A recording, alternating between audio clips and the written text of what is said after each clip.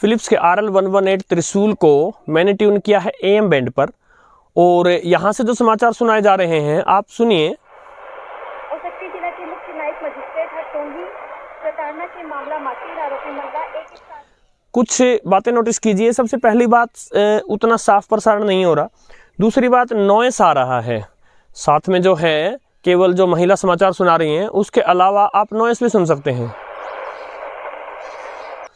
अब हम एक FM का सिग्नल चलाते हैं इसी रेडियो पर।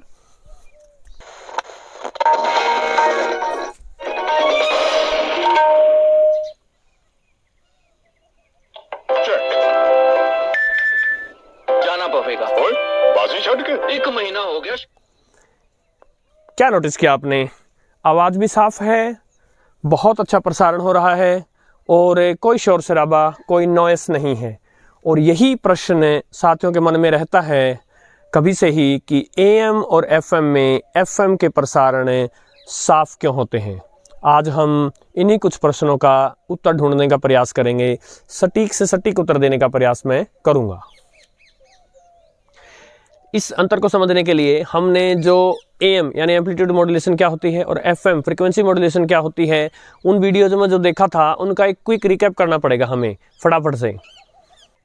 मैंने आपको बताया था कि जब हम बोलते हैं हमारे गले में कंपन होती है, इस कंपन के कारण हवा में कंपन आ जाती है, और हवा में आई कंपन जो स्टूडियो में बैठा व्यक्ति है उसके माइक के अंदर जो डायफ्राम लगा है, जो छोटा पर्दा लगा है, उस तक पहुंच जाती है, जिससे वो वाइब्रेट होता है और उसकी वजह से AC ऑल्टरनेटिंग करंट बना दिया जाता है, और ऑल्टरनेटिंग करंट जो होता है उसमें इलेक्ट्रॉन्स वाइब्रेट करते हैं। सो इस प्रकार हम जो बोल रहे हैं उसको इलेक्ट्रिकल सिग्नल में कन्वर्ट कर लिया गया।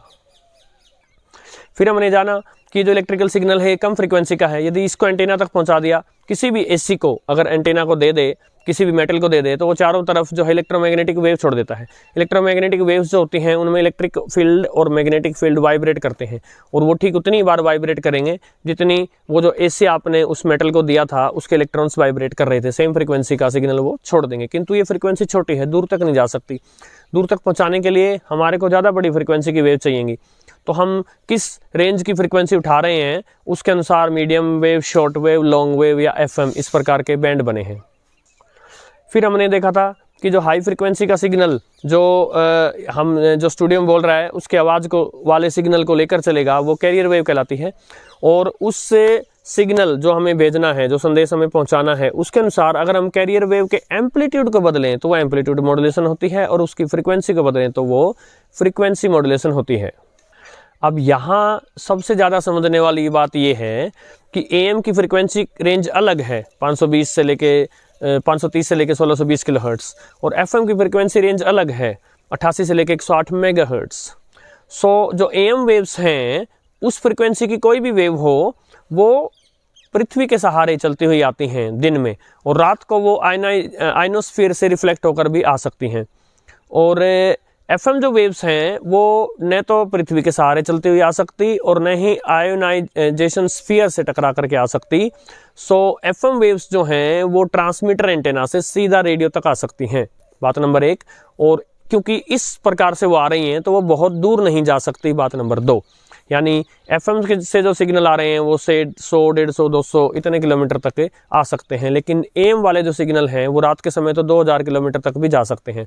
दिन के समय में भी जितना पावरफुल अगर आपका एंटेना बनाया गया है, मीडियम वेव का जो ट्रांसमीटर एंटेना बनाया गया है, उसके अनुसार वो अलग अलग दूरी पर जा सकते हैं, लेकिन FM से तो वो कई गुना ज़्यादा दूरी पर जा सकती हैं।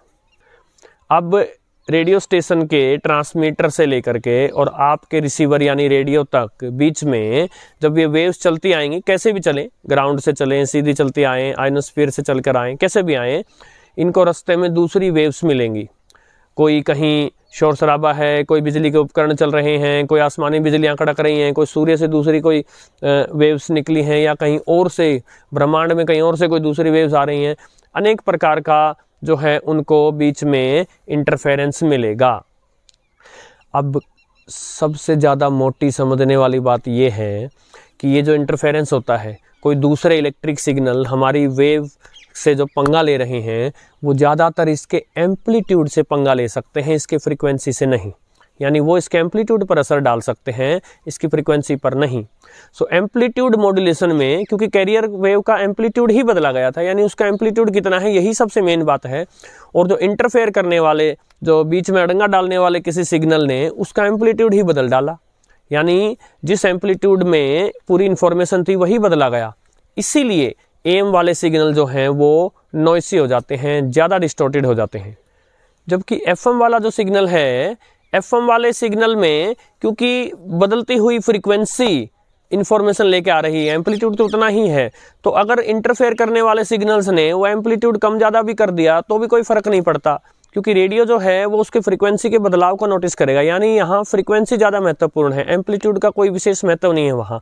सो अगर इंटरफेरेंस हो भी गई, FM से आने वाली वेव जो है उसको डिस्टॉर्ट कर भी दिया तो भी उसका एम्पलीट्यूड डिस्टॉर्ट हुआ है, उसकी फ्रीक्वेंसी नहीं। सो रेडियो जो है वो उसको अच्छे से डीमॉड्यूलेट करके और एक बेटर प्रसारण आपको दे पाएगा।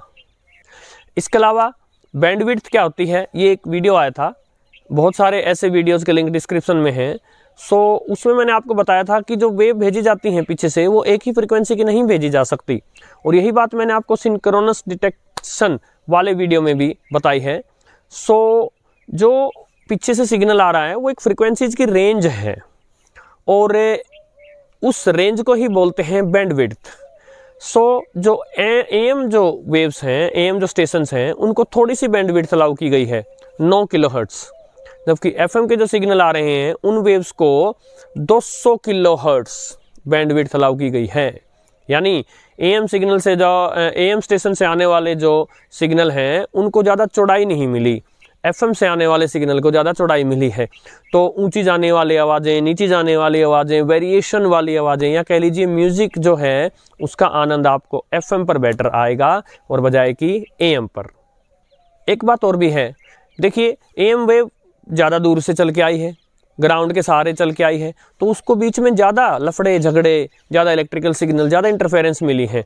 जबकि FM की वेव सीधा आपके ट्रांसमीटर से रेडियो पर आई है और 100-150 किलोमीटर दूर चलकर आई है, तो इसलिए कम दूरी तय की है, ज़्यादा ऐसे किसी रास्ते से दूरी तय नहीं की जिसमें ज़्यादा इलेक्ट्रिकल डिस्टर्बेंस आ जाती। उसकी बजाय AM वेव लंबी दूरी चल के आई है, डिस्टर्बेंस वाले इलाकों से चलकर आई है।